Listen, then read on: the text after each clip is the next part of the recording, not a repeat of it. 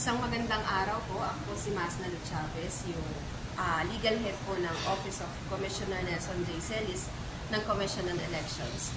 So, akin pong ipinaalala sa lahat po ng tagapakinig at tagapanood nang tuklasin natin na tayo po ay mayroong bagong resolusyon mula po sa Commission on Elections.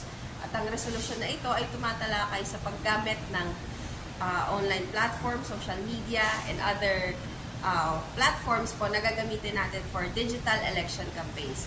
So, very brief lang po na ito pong ating resolution na ito ay naglalayon na pigilin at supilin ang pagkalat ng disinformation, misinformation sa darating po na halalan. Kaya sa mga kababayan po natin na gumagamit ng online platforms, primarily for the use of election campaign, or ang pagpo-post ng digital election campaign, tinatawagan po namin kayo na mag-register po tayo.